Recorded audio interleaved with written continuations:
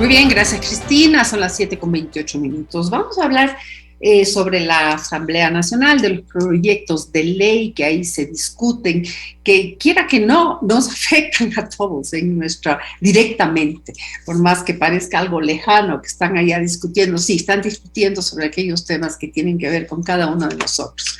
Para ello hemos invitado a Geraldine Weber, ella es asambleísta provincial del Partido Social Cristiano Madera de Guerrero, concejala de la ciudad de Guayaquil en el 2019, tecnóloga en marketing y publicidad. Actualmente está estudiando sociología, gestora cultural y comunitaria por más de 15 años, directora del movimiento Matrimonios al Rescate, directora de la Fundación Rescate por la Paz, Audiomax, productora de eventos ATL y BTL. Bien, bienvenida, muchísimas gracias por acompañarnos, asambleísta. Yolanda, qué gusto conocerla, y a Max TV les envío un fraterno abrazo a toda la gente que hace este maravilloso medio de comunicación. Muchísimas gracias, lo recibimos con los brazos abiertos. Sobre la crisis carcelaria, asambleísta, la Asamblea conoció en el pleno un informe de la Comisión de Seguridad de 500 páginas que abarca varios periodos presidenciales. ¿Qué destaca usted de ese informe que nos dé luces sobre qué hacer con este tema? Bueno, realmente nosotros entregamos 72 respuestas, tuvimos desde el mes de mayo varias comparecencias de varios ministerios, porque el macabro escenario de dolor, sangre, muerte que inició desde febrero, que si bien es cierto no fue en el gobierno de Guillermo Lasso, esto ha sido crónico, progresivo y mortal. 23 de febrero, 79 muertos. 22 de julio, 22 muertos. 28 de septiembre, esto ya es con Guillermo Lasso, julio también, 119 muertos. 12 de noviembre, 68 muertos. Son demasiadas vidas humanas que no han tenido una respuesta. La familia sufre, que hubieron 4 horas en la última masacre que puede haberse evitado con tan solo escuchar lo que pasaba en las redes sociales. 4 horas escribía mensajes: mamá, viejita, te amo, cuídate. Se despedían, ¿no? Y estos pobres jóvenes mueren incinerados, cercenados en partes. Esto es macabro, esto es diabólico. Y nosotros buscamos a través del informe que se cumplan las recomendaciones. Yo muchas veces hablé sobre la importancia, Yolanda, de concesionar el sistema penitenciario, porque ya lo decía el filósofo Einstein, cometer el mismo error esperando resultados diferentes es locura. 5 atentados macabros, escenarios de dolor, sangre y muerte, ya debemos hacer cosas diferentes para tener resultados diferentes. Ok, me parece interesante, y de las pocas personas que hacen alguna propuesta, no solamente protesta, sino que usted habla que una de las salidas es concesionar el sistema o concesionar la administración de las cárceles. Especifíquenos. La administración, correcto. Sí, Yolanda, concesionar la administración de las cárceles para tener a quién reclamarle, para poder actuar. ¿Cómo funciona eso? Eso, lo primero que van a decir es que se quiere privatizar las cárceles o algo así. Entonces, ¿cómo sería esa figura? ¿Cómo implementarla? Bueno, esto es una sugerencia mía, que incluso está en el reporte que hicimos. Concesionar las cárceles significa concesionar la administración. Por ejemplo, el sistema de tecnología de punta, la tecnología avanza, las cámaras inteligentes que tienen hasta reconocimiento facial van avanzando, se dañan. Aquí lo que había propuesto el SNAI es reparar un sistema obsoleto, como que no. Yo mismo presencialmente fui testigo de que la cárcel, el sistema de rehabilitación social de Guayaquil, tiene cuatro cámaras para el sistema externo, una red fácilmente vulnerable para que no se salgan, para que no se entren. Entonces, es fácil poder corroborar que entran y salen las drogas, que los guías penitenciarios no son suficientes, que no tienen una capacitación adecuada, y que al concesionar este problema se evita. De acuerdo, pero ahora, por alguna razón, por algún motivo, las cárceles realmente se han mantenido en ese estado, con poca vigilancia, con poca tecnología, como dicen, es con unos candados y con, ¿cómo se llama?, cadenas, y así es como están entre un lado, un pabellón y el otro. En fin, una cosa realmente que llama mucho la atención, pero esto no es casual. O sea, ya estamos viendo cómo esto se dio con la complicidad y con la benevolencia incluso del Ejecutivo y del Estado en términos generales, y donde también hay complicidad. Entonces, más bien, lo que hay que ver es ahora qué decisiones se toman y si es que hay la voluntad política para hacerlo efectivamente. Claro, usted ha dicho la palabra clave, Yolanda, voluntad política para hacerlo, porque corrupción hay en todos los sistemas, pero no quiere decir que todas las personas son corruptas. El uso progresivo de la fuerza es una respuesta.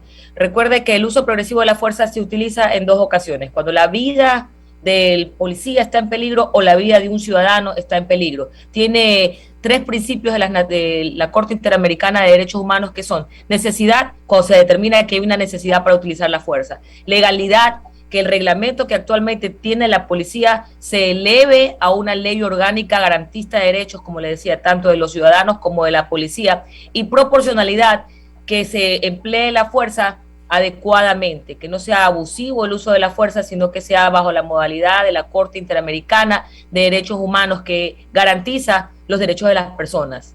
Entonces, esto es un tratamiento de ley que debemos de aplicar con carácter urgente. El presidente Guillermo Lazo lo solicitó. Nuestra comisión ya lo está implementando. Tenemos dos proyectos de ley, el de Solórzano y el de Caicedo, para su tratamiento.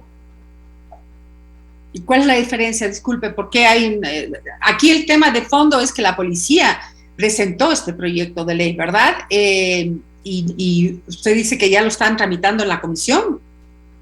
¿Ya se está analizando? Le comento. Son dos proyectos de ley que existen. Uno está en la comisión. ¿Me escucha? Ahí me escucha, ahora, Yolanda. Ahora sí. Sí. Ok, son dos proyectos de ley que actualmente existen. Uno que ya bajó del CAL a nuestra comisión, que es el SAR, y el otro, el que está por llegar a nuestra comisión, que es el de César Litardo Caicedo, que tuvo colaboración también de la Policía Nacional y que vamos a estudiar ambos. Hemos empezado las comparecencias, el proceso de sociabilización para darle tratamiento adecuado y que llegue al legislativo de manera inmediata. Bien, bueno, muy bien. En otro tema, la prórroga presupuestaria. Ayer se resolvió devolver al Ejecutivo con observaciones, sobre todo en el área de salud y educación. ¿Cuál fue la posición de ustedes frente a la proforma y cuáles son las sugerencias, observaciones, comentarios que tienen al respecto?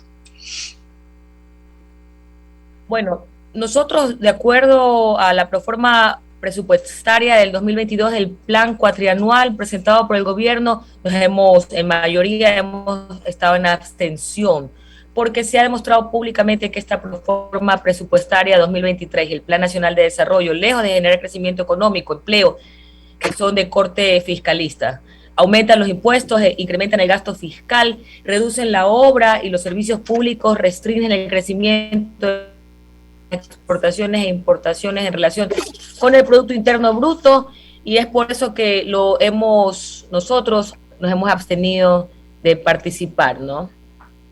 Entonces, realmente nos ratificamos. ¿La misma posición mantienen ustedes con respecto a la ley urgente en tema tributario enviado por el presidente, me imagino? Porque ahí también se contempla el aumento de impuestos, que ustedes más bien, el lema siempre ha sido el no aumento, más bien ir hacia la posibilidad de bajar impuestos. Correcto. Por eso es que nos hemos ratificado que este tipo de programas económicos jamás han producido ningún resultado positivo y que perjudican en varios aspectos sociales al pueblo ecuatoriano. Nosotros queremos que el pueblo progrese en libertad, no queremos más impuestos, y este es un llamado al presidente que analice nuevamente su presupuesto 2022 y que haga los cambios de enmienda necesarios para que no afecte el bolsillo del pueblo ecuatoriano. Uno es el presupuesto, el otro es la ley urgente en aspectos de tributación, se llama Ley Orgánica para el Desarrollo Económico y Sostenibilidad Fiscal tras la pandemia del COVID-19, vaya nombre. Pero en todo caso estamos hablando de lo mismo. De todas formas, ustedes no han pedido el archivo de estas leyes, sino van a tener, me imagino yo, en el segundo debate ya una posición definitiva frente a la misma. Ahora, es importante que se debata, porque si no entra por el Ministerio de la Ley. Ustedes van a poner de su parte para que exista ese segundo debate antes del 28 de este mes? Pero por supuesto, lo que más queremos y anhelamos nosotros es que el pueblo ecuatoriano pueda tener una ley que lo favorezca, no con impuestos, sino más bien que produzca e incremente el empleo, la salud, que fíjese usted que la salud está tan venida menos y es importante. Sin salud no hay progreso, libertad, no hay educación. Y sobre todo, desde mi comisión nosotros hemos hecho un exhorto para que por favor el presidente no se olvide de incluir en este presupuesto a los temas de rehabilitación social, para que esto no vuelva a pasar, porque por falta de presupuesto, por falta de voluntad política, por falta de acciones inmediatas, estamos viviendo esta crisis actual de inseguridad.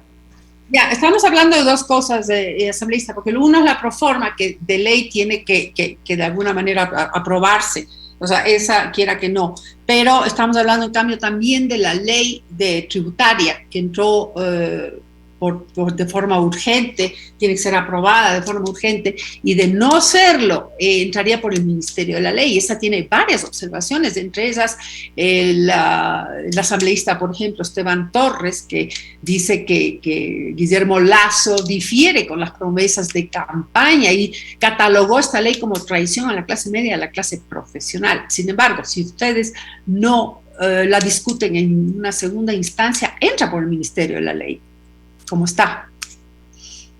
Correcto, por eso es el segundo debate, por eso el día de ayer hemos estado en una jornada larga, minuciosa, para que cuando vayamos a discutir esta ley, hemos exhortado al presidente de la República a las reparaciones y las enmiendas adecuadas que son necesarias para garantizar que no hayan más impuestos. Siempre nuestra posición va a ser en defensa del interés del pueblo ecuatoriano, más no en defensa de impuestos ni situaciones que vayan a generar a la apretada situación del país más dolor, más sufrimiento. En esta incursión suya en el ámbito político, específicamente en la Asamblea, ¿qué nos puede decir usted sobre las formas que se mantienen en la Asamblea?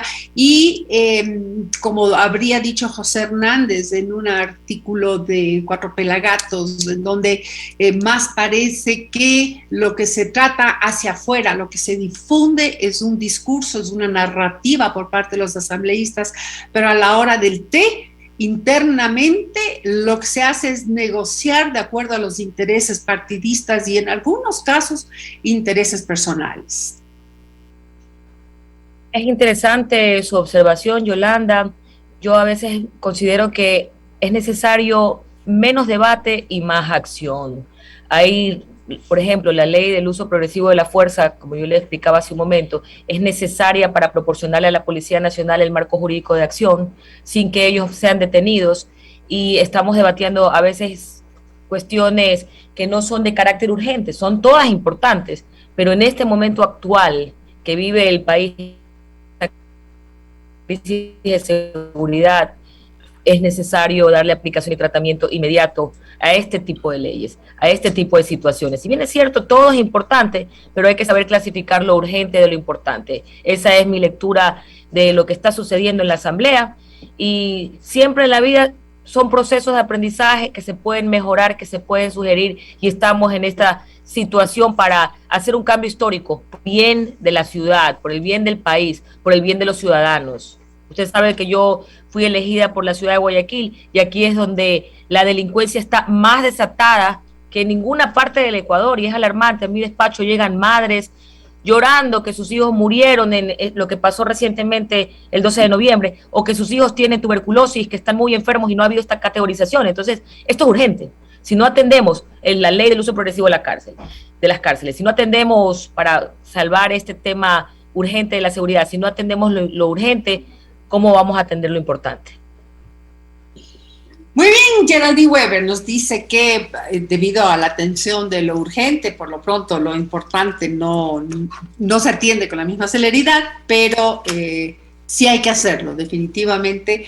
Y bueno, como siempre, un pedido a la Asamblea por tratar los temas siempre con el objetivo nacional de mejorar el país, más allá de los intereses, que son legítimos cuando se trata de intereses de los partidos, ya como pasamos al ámbito de los intereses personales, esa ya es otra cuestión. Gracias, asambleísta Weber, por habernos acompañado esta mañana, y habrá otras oportunidades. Usted tiene algunos temas de interés que siempre está promoviendo y que es bueno que los difundamos a través de este medio.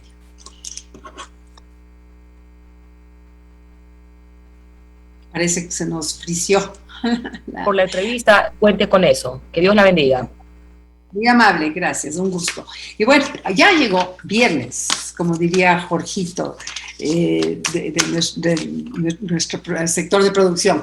Ya estamos a viernes, deseamos que tengan un feliz fin de semana. Nos volvemos a ver el día lunes. Estaremos con el gobernador del Guayas, justamente hablando sobre toda esta problemática que está sufriendo la provincia en estos momentos. Un gusto.